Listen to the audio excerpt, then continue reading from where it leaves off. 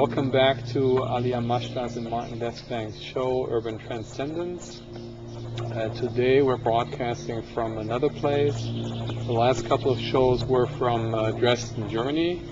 We're still in Germany, but Dresden is in the east, and now we moved on more to the north, to the northern part of Germany. Getting here, I came from Hanover, Germany, which is my original home, and I had a beautiful 2-hour drive in my little Renault Twingo, 1996, because one of the main aspects of sustainability is keeping things in the life cycle. So I drove here, I had my roof open, and I drove through beautiful agricultural, rural, northern German landscape. I drove by its strawberry season and asparagus.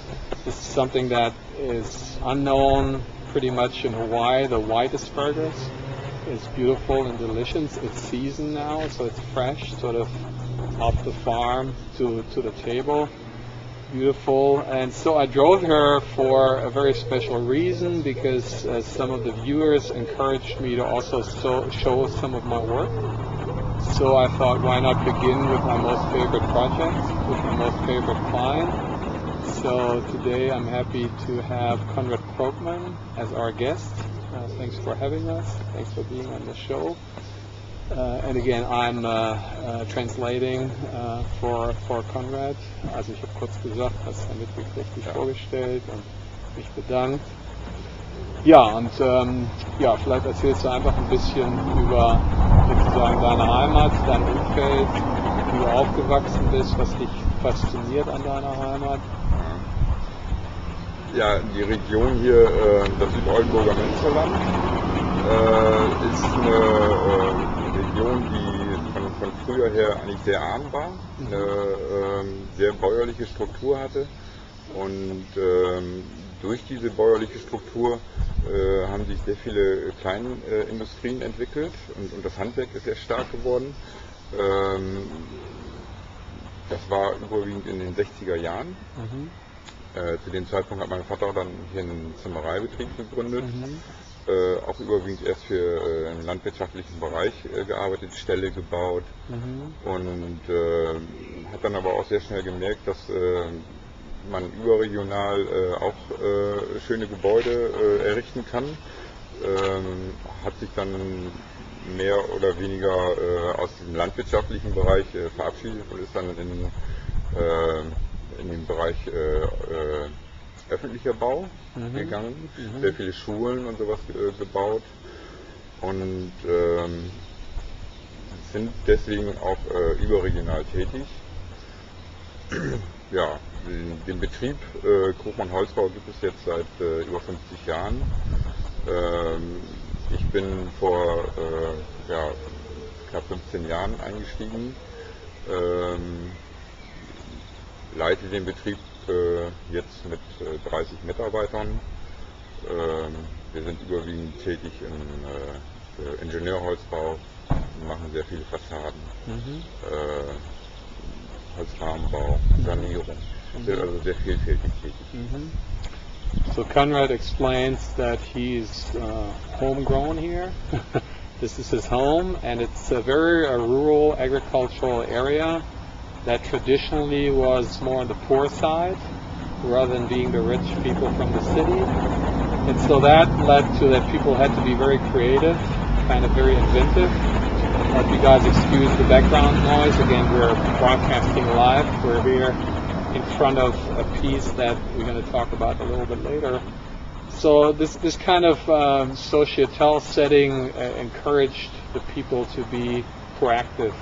And one of them was his dad, who was the founder of the firm, Holzbau Krogman, and he started off doing a lot of work for the agricultural industries around the region, and slowly but surely, probably sort of stimulated by the growth of economy in the 1960s, business was picking up, and he was kind of reaching out into a broader radius, but still pretty much staying local, but working for the more public areas, for clients, communities and cities.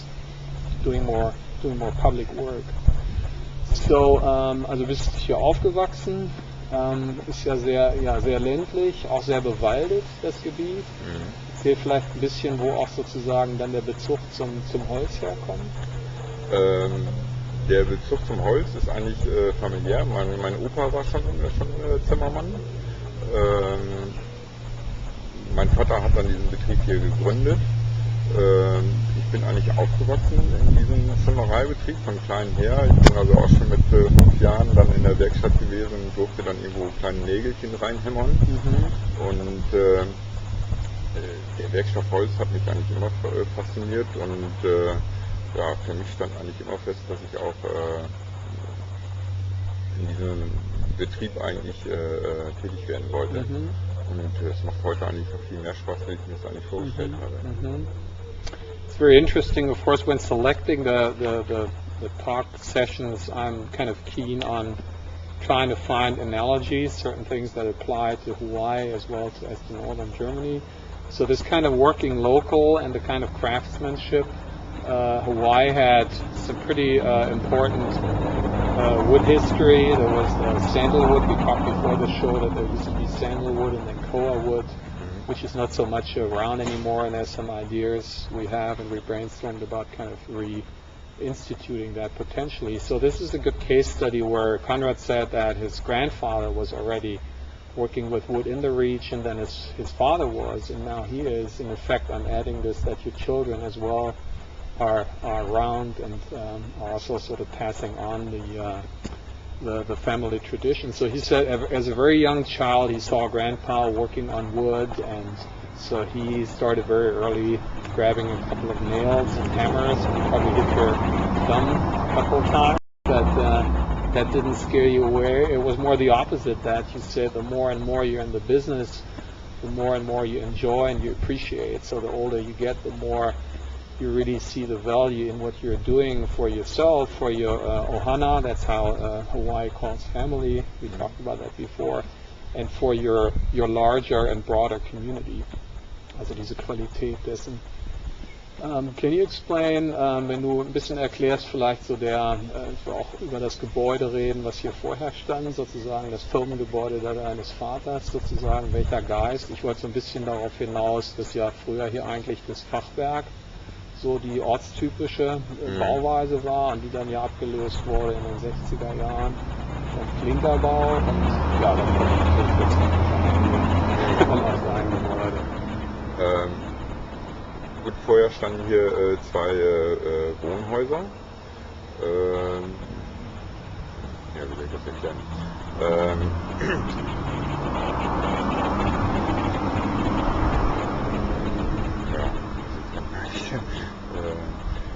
Es wurde eigentlich von zu Hause gearbeitet sozusagen, eigentlich so aus dem Wohnhaus heraus, ne?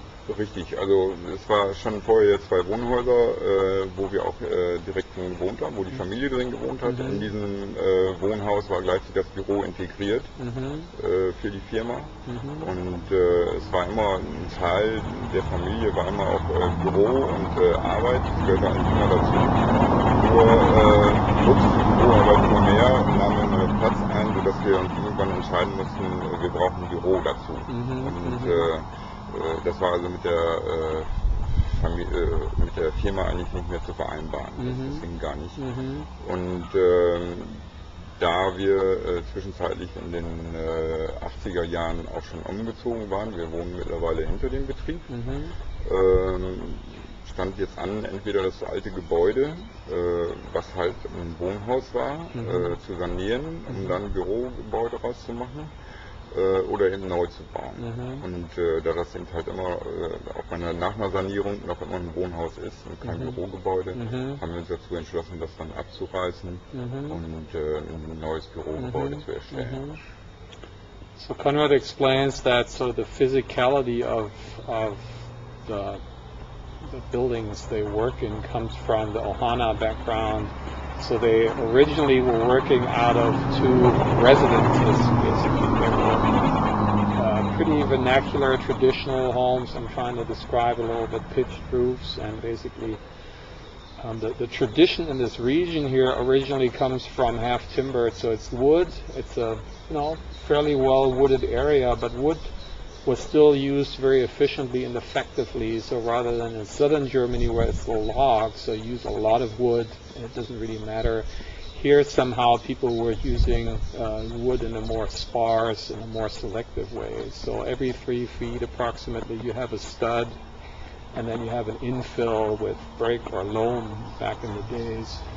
So in the 1950s and 60s, his dad built these two dwellings, basically residential homes, and they were working out of these homes. In the 1980s, very early, business was getting too much, and what's principally great to have the live-work combination, which is another subject I think is more and more interesting to look into again, to kind of rediscover for Hawaii as well, made Konrad move out of the too tiny space and build his own home in the back of the property.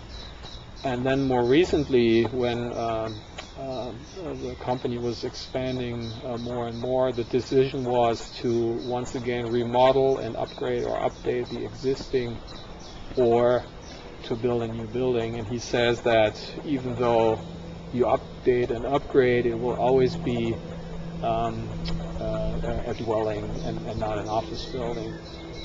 Also dann im Grunde genommen so vielleicht die Arbeitsweise und auch im Wesentlichen natürlich die Nachteile, die einhergingen, indem man in den kleinen Zimmern gewohnt hat und sich auf den Füßen getreten sind, die Kommunikation nicht gestimmt hat, durch den Weg wird vielleicht ein bisschen erklärt, wie er zurückgeführt haben zu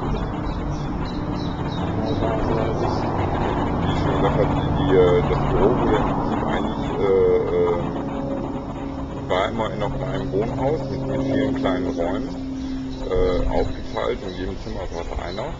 Und das funktionierte eigentlich nicht gut, weil die Kommunikation untereinander lief eigentlich nicht so ab, wie ich mir das vorgestellt habe. Ich wollte eigentlich immer einen großen Bürobereich, wo man ständig miteinander kommunizieren kann,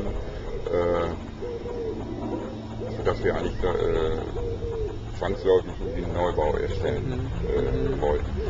Das Ganze war dann halt auch so, dass wir unsere Leistungsfähigkeit auch gerne mit diesem Gebäude darstellen wollten. Und haben dann eben halt versucht, auch was ein interessantes Gebäude dann zu erstellen. So Konrad explains that the way the original office home office was structured was that it was a bunch of tiny little rooms where mostly one person was working in one room, and that sort of consequently led to isolation. So the communication was kind of lacking in that structure. So sort of from an internal motivation, there was a desire to work in a more communicative, more open environment. And simultaneously he was interested to represent himself in a more innovative, more open way. Also diese Art der Unternehmensdemonstration, Präsentation. Dann erzähl ein bisschen, woher wir uns kennen und warum wir die Architekten da alles vertrauen wurden.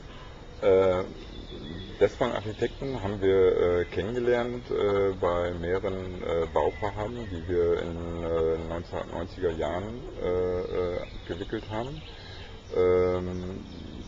Das Interessante an Despang Architekten fand ich immer, die sind irgendwie anders rangegangen an Bauvorhaben wie andere Architekten. Die haben immer versucht,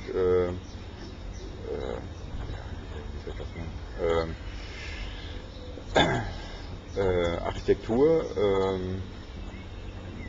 näher zu bringen. Ja, müssen wir irgendwie was rausschneiden? Kriegen wir hin. Ja. Manchmal ist es auch ganz authentisch, es drin zu lassen.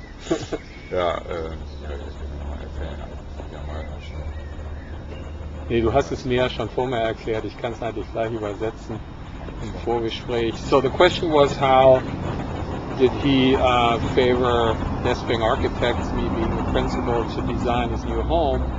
And he said he was in touch with Despang Architect and us through a couple of projects in the 90s, and we probably have to, in all honesty and fairness, to say that your father and my father had already worked together way back in the days,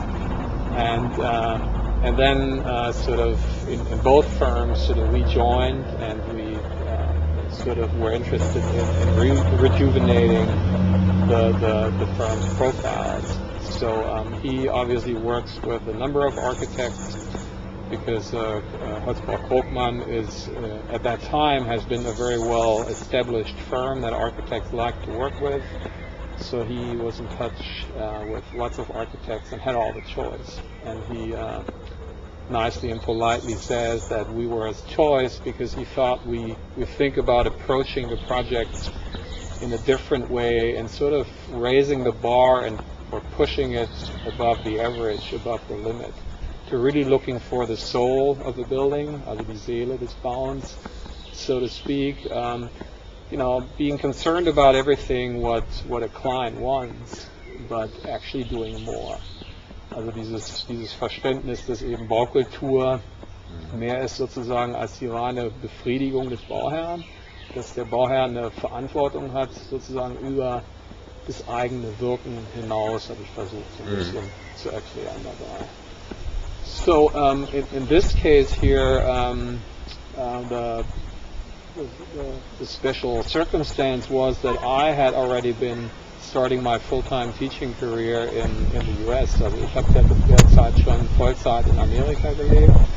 Auch das hat sich nicht abgeschreckt, das mit uns zu probieren. Gab natürlich die Infrastruktur des Büros noch in Deutschland, aber im Grunde genommen, glaube ich, rückwirkend betrachtet war das ja auch so ein gewisses, was dich fasziniert hat, zu sagen, da sind mal welche, die ein bisschen über den Tellerrand hinaus gucken, also einen größeren und weiteren Horizont haben. Und ich glaube, das Thema energetisches Bauen hat dich ja, glaube ich, auch von Anfang an so in diesem Stadium interessiert. Vielleicht kannst du dazu ein bisschen was sagen, dass du sozusagen auch, also wie du dich darstellen wolltest als Unternehmen.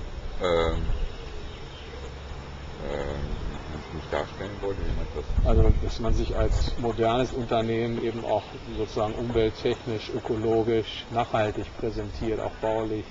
Ja, alleine durch unsere Bauherren, mit denen wir ständig zu tun haben. Die Bauten, die wir für die erstellen, werden heutzutage immer moderner, immer energetisch moderner, sodass wir eigentlich auch mit dem neuen Bürogebäude zeigen wollten, was eigentlich heutzutage auch technisch möglich ist, sodass wir natürlich auch mit diesem Bürogebäude einen Energiestandard erreichen wollten, der eigentlich auf dem neuesten Stand ist. Also wir sind das ja aber dann so angegangen, dass wir nicht vorher irgendwie großartig Berechnungen gemacht haben, was wir im Prinzip alles machen müssten. Sondern wir haben eher gesagt, wir wissen etwa diesen Wandaufbau, was wir machen wollen, und gucken hinterher, was für einen Energieverbrauch wir haben, um dann eben auch wirklich zu sagen, den und den Energiestand haben wir auch erreicht. So Konrad explains that sort of when he took over the firm from his dad, he was interested in sort of updating, renovating, innovating the firm's profile. And one of the points was that he said that he, as a contractor in the 21st century, is pretty much obligated to society in building zero net energy buildings. And he had done that with several architects at that time, so for him it was almost a no-brainer to do that as well for himself in his building.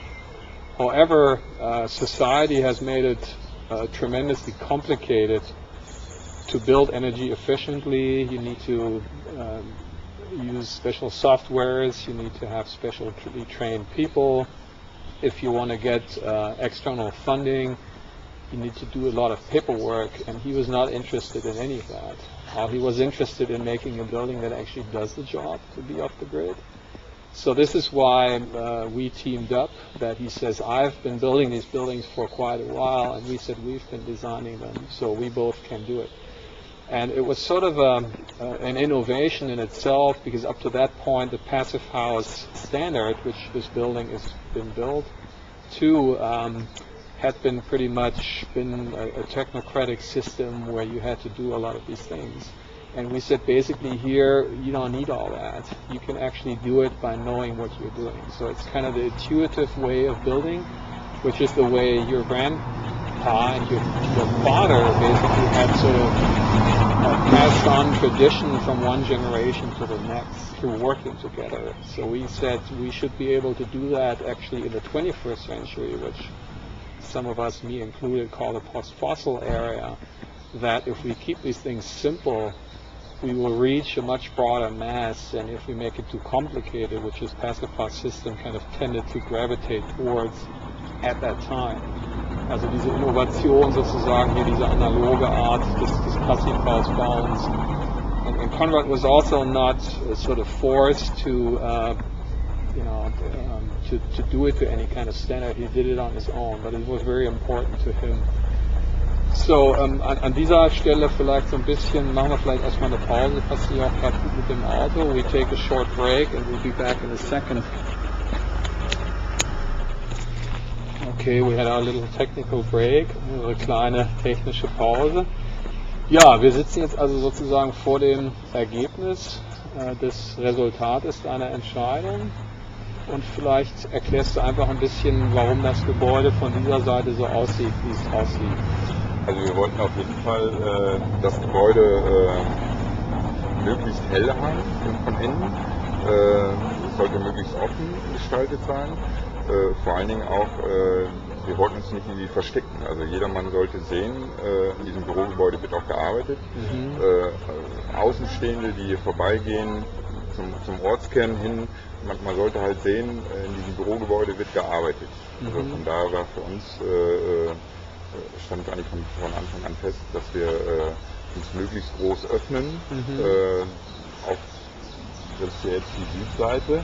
Wir wollten natürlich auch möglichst viel Licht einfangen. Mit großen Dachüberstand haben wir dann halt die Sonneneinstrahlung in den Griff bekommen, sodass wir in so eine starke Überhitzung bekommen.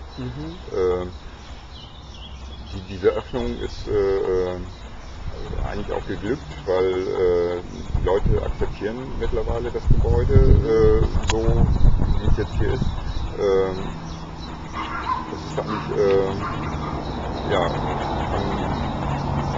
für unsere Firma hat das nicht ein großer Wertschöpfung. So Konrad explains what we see in the back is almost, he in the break he said he sometimes has a hard time to describe because he thinks it's so obvious. So the obvious, the form is determined by two performative factors.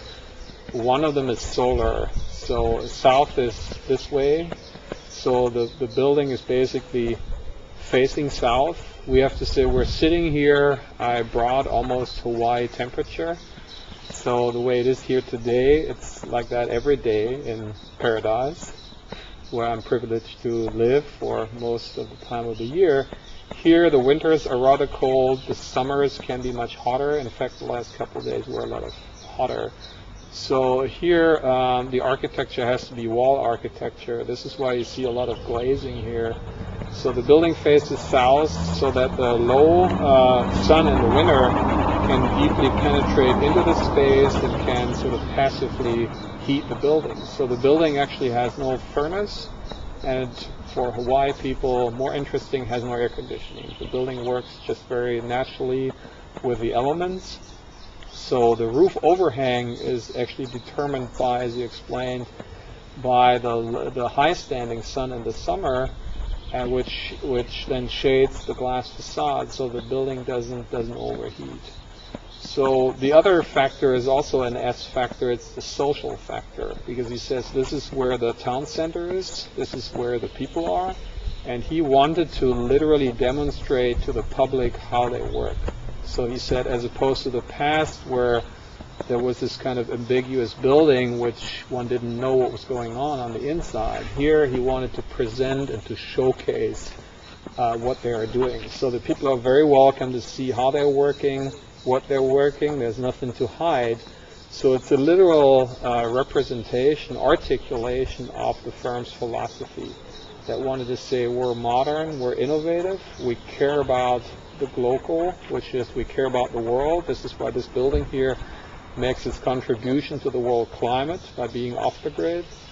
But it's also a very local building that basically says I'm here, I want to support this community, I'm paying taxes, so I'm an integral part of the community, and I'm proud of that. And the people who were kind of skeptical at the beginning because it was something new, people were coming here and thought it was a UFO that landed, a flying saucer. I know that you guys did a tremendous work in street work, literally, because whenever someone came and was kind of looking, you invited them in, served them a coffee, explained to them, and they left the building with an awareness and an understanding and actually an appreciation of the building. So it's very important that modern architecture, that sort of from some people's point of view doesn't fit in after a critical and intellectual discourse, people actually understand. And now the whole community is very proud of you guys and embracing the building and seeing a very valuable contribution to the community. And as you say, you think the building was a very, very legitimate, very strategic, and very useful investment into your company. So I think from here on we're going to move around the building. So we take a little break and we show you guys the building from the other side, and then last but not at all least, because it's an office building, we go inside. So we'll be right back. Okay, so we have moved around here, and I'm not in the picture here. We always try something new because we're both entrepreneurs as far as production. So trying our best and try to spice things up. So we move to the north facade, and I'm going to ask Konrad why the building looks from this side the way it looks. Also hier die Frage, warum sieht das Gebäude hier so fundamental anders aus? Also zum einen sieht man ja hier sehr deutlich diesen Geländeversprung, der hier gegeben ist. Also von der Nordseite aus gehen wir in das Gebäude rein, ebenerdig. Von der anderen Seite haben wir vorhin gesehen, von der Südseite, dass sich dadurch dann eben das Gebäude aus dem Gelände her rausgeht. Die Nordseite ist wie gesagt ganz anders, sieht ganz anders aus, ist also sehr klein gehalten, weil wir hier natürlich auch vom energetischen her sonst die größten Energieverluste hätten. Was eben vom Äußeren des Gebäudes her wollten wir natürlich auch immer möglichst viel von unserer Leistungsfähigkeit, von unserem Leistungsspektrum darstellen. Jetzt sind das hier diese Außenfassaden in Faserzement, die sowohl auf den Seitenflächen wie auch oben auf dem Dach, wie auch auf der Untersicht verbaut worden sind. Yeah, so Konrad explains that as you can sort of gently see, there's a slope in the terrain here, so in the topography, and we use that to actually access the building basically egress-wise straight from this parking lot here without going through any steps, and then the building is cantilevering out and is hovering over the ground to the south side. And the building, if you imagine the building in plan and in section, the building is a trapezoid. So that causes or leads to that the building basically is maximum big to the south and maximum small to the north, which this is the north side. So this is where, imagine, which we will never have in Hawaii, lucky us, we never have these cold, brutal winds, but the mainland, for example, has plenty of that. I've lived in Nebraska for many years, and so I know that very well. And in fact, actually, when we had the chance to work together, I actually was still in Nebraska. That was in 2008, which is in 2008, 2009. So at that time, I was in Nebraska, so I can also say it's been informed by by that experience as well, to keep the building very, very small, so you have the smallest possible surface that could be hit by these cold winds. And the cold winds basically scoop over the building's roof. The roof here, it's a little hard to see, but if you imagine what you see on the very right side here, this is a fiber cement cladding. For Konrad, it was important to actually use the building in showcasing the business and the philosophy of his firm, and he actually has a not insignificant portion of his work is contracting work with his fiber cement board. So he basically used that and he demonstrated that. What is very innovative is that he also used it on the roof. So we call that the fifth facade. So this building not only is covered with it on the sides, but also on the roof. This is kind of unique. So this is kind of the philosophy of the building. Also these wood panels that you can see here, this is one of his employees getting off work. If we're lucky, we can see him scooping off on his mofa there, going home. And so these facade panels also were some that basically Konrad still had, and he said, why not use them? And I think you had to order. We can see actually the two little pieces there, kind of you had to buy to add on. So it's this idea of basically being resourceful and repurposing, sort of upcycling something that otherwise would have stayed in your shop forever, or you would have ended up in the landfill. So this is interesting. So I think it's time to give our audience an idea of what the benefit is of all of that on the inside, where you spend most of your time. So take another little break. Okay, we're trying to position ourselves halfway decently. So now we have sort of an unplugged scene here that the coping is here and works. Thank you very much for demonstrating that one can work in here. So maybe Konrad, explain to us again what you were expecting from the work environment, also nochmal so deine Vorstellung von der Arbeitsweise oder auch erklären. Jetzt kann man es ja sehen, hier, wie es im Grunde funktioniert. Vielleicht auch bei der Gelegenheit gleich was zur Akustik sagen. Ja, also Wunsch war immer, dass wir ein Bürogebäude haben, nicht mit einzelnen kleinen Räumen, sondern ein großes Büro, wo ständig auch Blickkontakt unter den Mitarbeitern ist, wo jeder jeden eigentlich direkt ansprechen kann, so dass nicht jeder irgendwie in seinem einzelnen Kämmerchen sitzt und still vor sich hin arbeitet, sondern dass es im Prinzip auch eine Gemeinschaft ist. Und dieses große Büro ist natürlich dann immer dann zu beachten, dass die Akustik dann auch stimmt. Dafür haben wir hier unter dem Dach akustisch wirksame Paneele, die also von der Akustik her sehr gut wirken. Wie man merkt, jetzt sprechen wir hier drin. So Konrad explains that his idea was, as we started to talk about outside, he wanted this wide open space, so to speak. And that came from, the keyword could be community, that he thinks of his company and his firm of being people who are all equal and they all work together. So there's no separation, there's no segregation. You see the sort of table landscape here where everyone can see everyone's work, and that was the idea. So sort of something to take into consideration when you materialize that idea is acoustics. Because again, the intention was to increase and optimize the quality at work, the work quality, the work environment. So if you have a wide open space, usually you have the problem of echoing. So the acoustics is a big. So we were talking about that actually certain principles already sort of implied in the basic design. So we're talking about that this plan is a trapezoid as well as the section. So the plan for the people who are not architects is the footprint of the building. So these walls are actually not parallel.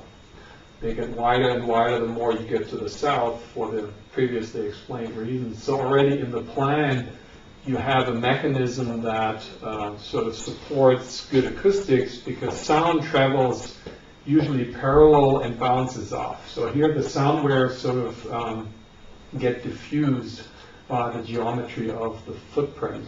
And then in the building detail, as he was pointing out to the ceiling, for the ceiling, he used an innovative acoustic wood paneling where the wood is sliced and there's absorbing material behind, and that basically, in addition to the footprint, is basically helping with the perfect acoustics. We just have a visitor. Come on in here. It's good to have live and alive people here, so we're broadcasting here for Hawaii. So thanks for coming in at this moment. We're just talking about the acoustics. We're talking here, so actually this is a sort of a live proof test for how good the acoustics are. Ja, wir machen eine kleine Aufnahme und senden das nächste Woche in Hawaii. Cool. You got an English-speaking shirt, that's great. Ja, aber ich kann überhaupt kein Englisch. Nur kurz Frage wegen morgen. 8 Uhr war Abfahrt, ne? Ja. 8 Uhr. 8 Uhr. Gut. Wenn du Viertel vor 8 hier bist. Gut, dann eben Bulli packen. Ja, die Leiter und Bulli. Ja, ich hab kein Thema. Alles klar. Okay. So, bis dann. Ciao. Also das war die Live-Abstimmung des morgigen Arbeitsantrittes. Ja. This was the live coordination of when to start working tomorrow. So again, this is not fake, this is as real as it can be. So maybe talking about the materiality, vielleicht sollten wir über die Materialien ansonsten noch ein bisschen reden und einfach diese Naturbelassenheit der Materialien. Ja.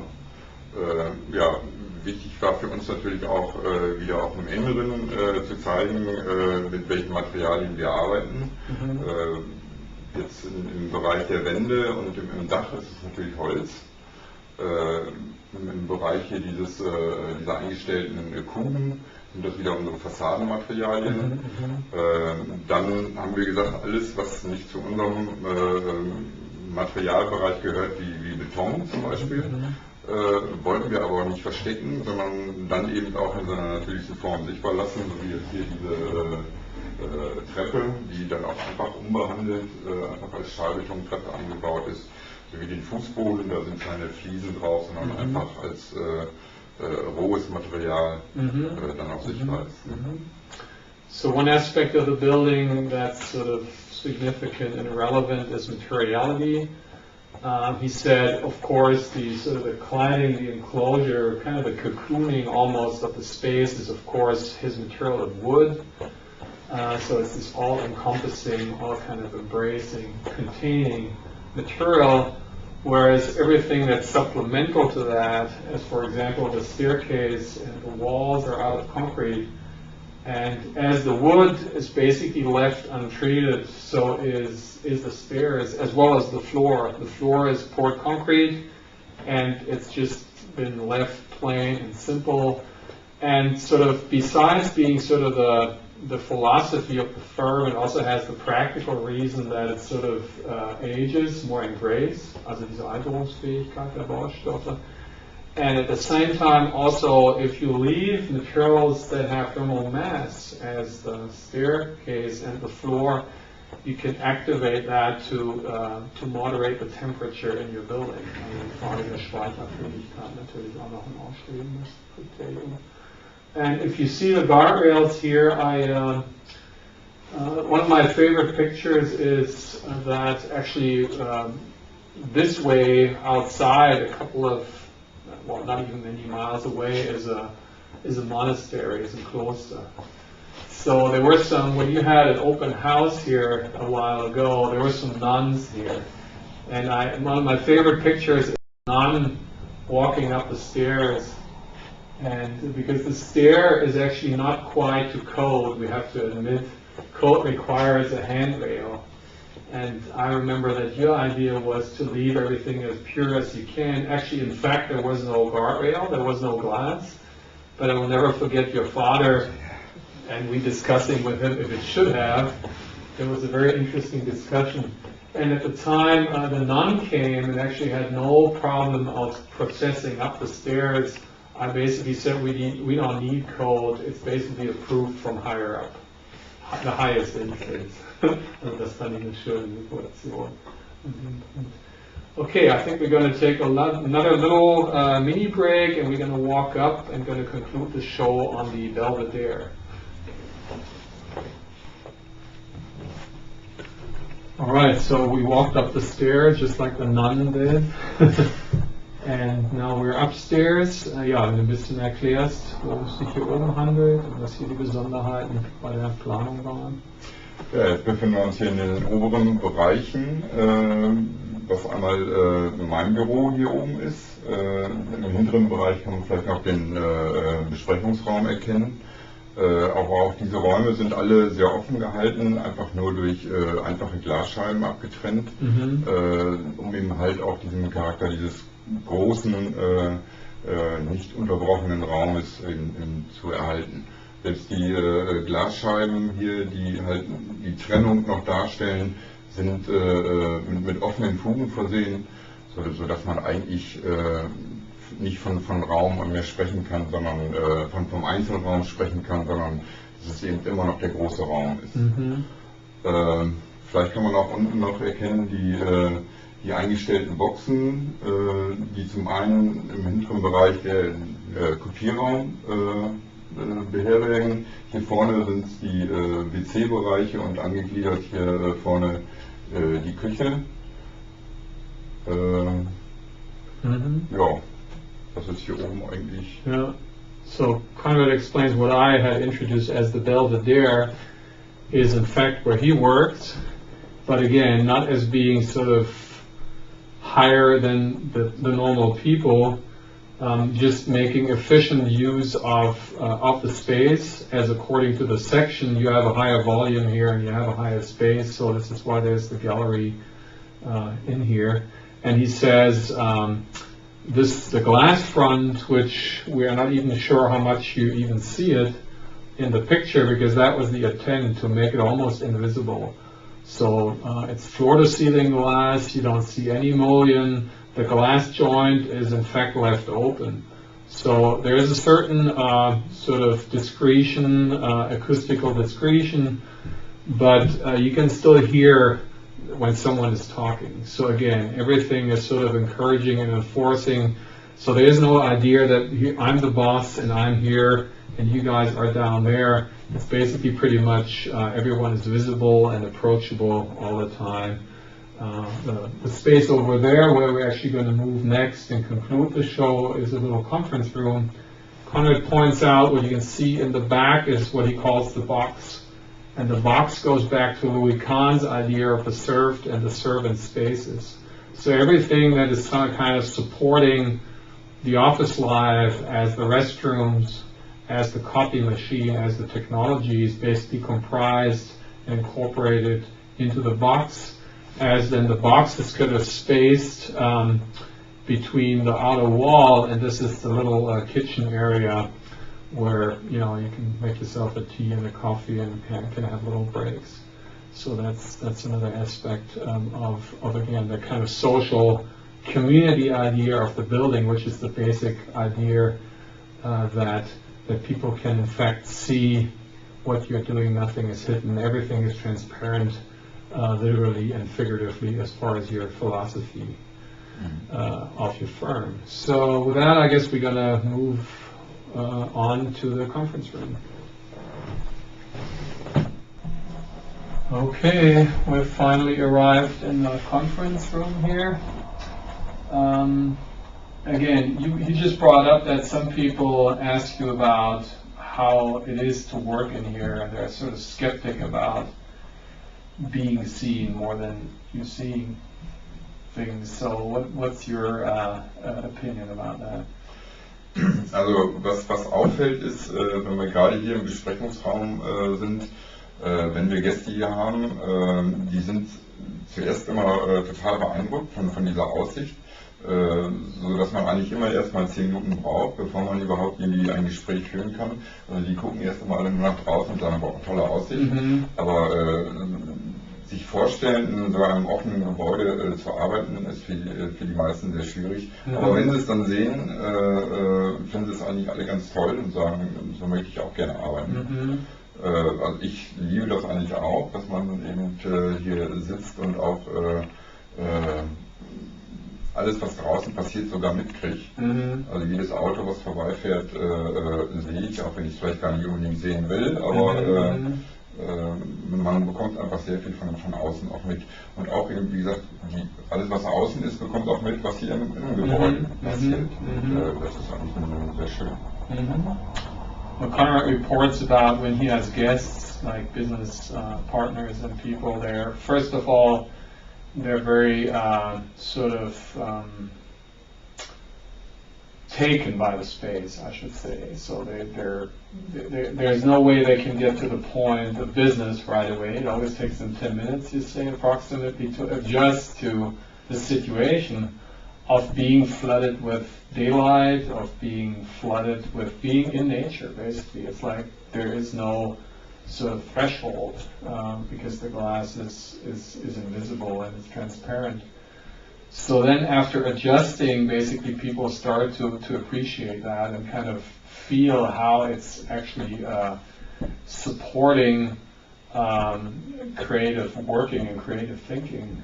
And I think that's another aspect. I was talking to my friend Mark back in Hawaii, who's German originally. He's from Frankfurt, and he has a fitness business. And he started basically to talk to corporations, to firms about doing workout with the people. So I think we talked about potentially teaming up and saying, if you design buildings this way, and then have a little fitness program for the employees, it basically is very nice of you to do that, but there's also the benefit for you that, as you told me before, that your employees, your team, your staff is way more productive. So you can actually measure, I think you even told me that they get less sick, they're more motivated, so it actually pays off. There's a benefit. But it's not a benefit that you do only because, it's something that you do it because you feel that's the way to go and that's the way you want to work yourself. So what works for you works for your people as well. I think that's an important kind of message that the building basically has, that a supportive work environment together with the great, we just had your wife and business partner Heike stop by. She didn't want to be on camera, so that she says hi, so that you can walk over, you can have lunch and dinner, you can come back. So life and work, they're not separated things. You don't get into your car at the end of the day and have to drive. In Oahu, we have the phenomenon, there's a lot of development going west, and we only have one interstate, which is H1, and you get stuck in traffic there. So you waste an enormous amount of quality of time, of life on the road, which you basically don't have, because live and work is sort of an entity that is not separated. So that's an important aspect, and we saw, to the employees, and again, the show's unplugged, so they were happy and motivated, and that's a good thing. And so the other thing, we want to show two boards. Maybe we do this here right away. Up in here. I'm going to get another one.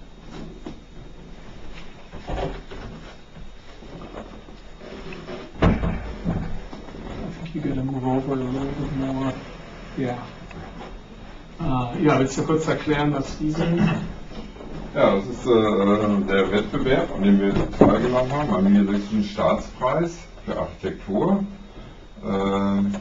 Und bei diesem Staatspreis sind wir dann heute mit dem zweiten Platz ausgezeichnet worden. So Konrad explains this is was the competition for the Lower Saxony States Award of Architecture. So this is the highest recognition for architecture on the state level.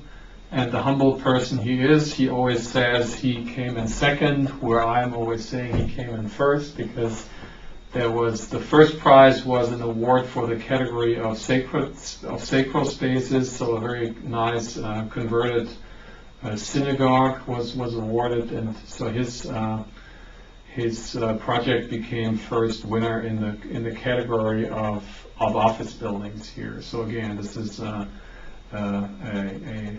state awarded building basically, which was a great sort of encouragement and acknowledgement for you guys as the client.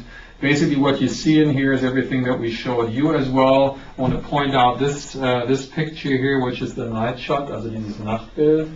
The building got a nickname here, which actually the press, the publications also use. They call it the Wood TV, also den Holzfernseher, because you can imagine here we also have something that is different than Hawaii. The winters are, the days are short, so it gets dark pretty early, like 4 p.m.-ish. It basically gets dark, and this is a motivated firm, as we started talking about, so they work longer than 4 o'clock.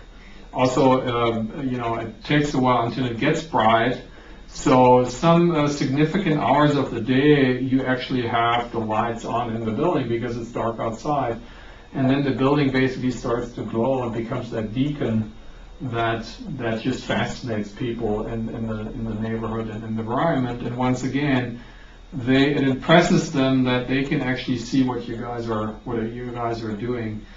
I want to point out this information on the board here. There's some very fine writing here, which is actually the energy use of the building. That we both, and when I say we both, I also want to, maybe we can take the boards down, I think everyone has seen enough. When I say we, from the very beginning, Konrad again had asked us to come up with the initial building concept that actually was sort of the napkin sketch that I did in one of my flights coming back from Lincoln, and he was immediately sold on the idea. And when we were talking how to further work with that, we obviously, as we always work, were interested in doing the entire architectural job, from the concept idea down to the working drawing, down to the construction management. Whereas here it was clear that sort of the client would also be the contractor. So most of the work was actually done by yourself. You subcontracted some work. We should also mention that actually this here, what we can see, what actually allows this wide open space is a steel structure that's embedded in the cladding.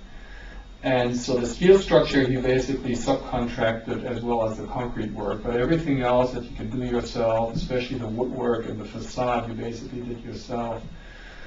But I was the one who was sort of, implicitly expecting to be commissioned with the working drawings in the Ausbildungsplan. And Konrad said, I think I can do that myself. And I responded, I heard that before more than once, because most clients like to say that it saves them money. And Konrad said, I think I learned from you when we did especially the solid wood school for disabled children. You basically said, I think I learned from you how you think, because I was the one who made it what you thought. So let me give it a try. And I said, okay, good luck, so to speak. And you came back, and it was very nicely old school on tracing paper. And you blew me away because you had all the details figured out and worked out. So then I said, okay, in this case, I can let you do it. And ever since, it was a phenomenal experience for me. I have to say, it's sort of reconnecting to the old profession of the master builder, der Baumeister, which wasn't the architect yet, because the difference is that these days sort of there was no disconnection between the thinking and the making of architecture. It was all in personal union. It's like the people building the big domes, the guy who had figured that out, he slept in the same tent with the masons, and so there was this entity of thinking and making, which through I think modernism basically got disconnected. And so it led to that architects only have these crazy ideas, and then they pass them on to other people, and they have to do it. And then there's this friction and fraction and potential problems in there.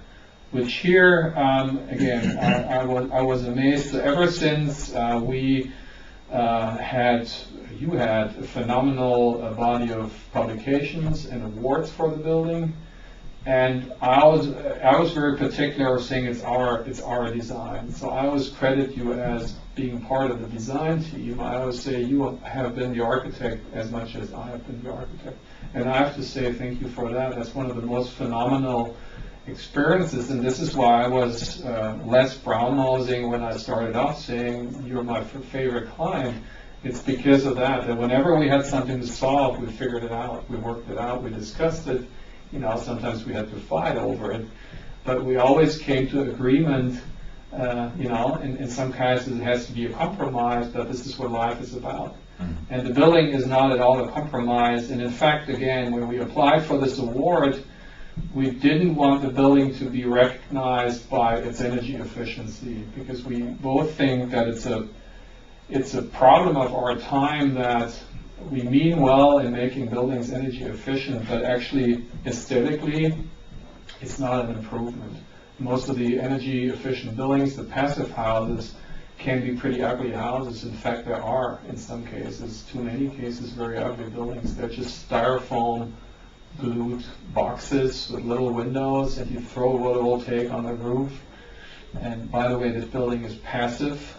You have some active components, we should add. They're actually on the roof of your production facility. So you actually totally net zero, because you bring down consumption in your building. Everyone can see the daylight efficiency in here. You have the sun that's heating up the space, and the little you need for hot water, for basically electricity to run the lights in winter, run your computers, is basically been done by the photovoltaics on the roof. So it's a combination of active systems and basically passive systems. So again, the Lower Saxony States Award was a great recognition, because your building got recognized the way you wanted it to be recognized, as an innovative space for your team, for your firm. That sort of, as a side effect, it always reminds me of my mentor, Professor Patrick Grant from North Carolina State University, who always says sustainability should be like gravity. Also Nachhaltigkeit sollte sein wie die Erdanziehungskraft. You have to deal with it no matter what. So the structure you have to deal with, you have to build in a way that the whole holds up. And so sustainability should be something that actually you do as a means. But in very few cases you would say this building is about structures. There are few buildings in the world where structure is a phenomenal part. Actually, the one that you always told me that the building that finally convinced you to work with us was the school in Ilsede, which is a concrete school that you had done the woodwork. That's on the interior. In fact, that kind of panel system here you apply there, but it's basically a concrete building. So that always surprised me, that sort of a concrete building that I had designed convinced you to design a wood building. But it was the case that that building is pretty much, one could say it's a lot about structure, but most buildings have to deal with structure, and they do. But you would never say the concept of the building is structure. So for us it was important not to say this building is about sustainability. Sustainable principles, it's what it's based upon. But it's basically about beautiful, healthy, happy space. So with that, thank you very much for hosting us today. The walk around your building, and for me always a pleasure to be here again, be able to come back and see the building holding up that well, and always and ever again fulfilling the promises that you and the expectations you had in the building is a true pleasure. Ja, auch ich kann mich nochmal bedanken bei dir für den tollen Entwurf. Also wir sind jetzt schon 5 Jahre in dem Gebäude drin, und das Gebäude hat eigentlich alle Erwartungen übertroffen. Also man kann schon sagen, es ist besser geworden, wie wir eigentlich erwartet haben. So Konrad returns the compliment and thanks us as the architect.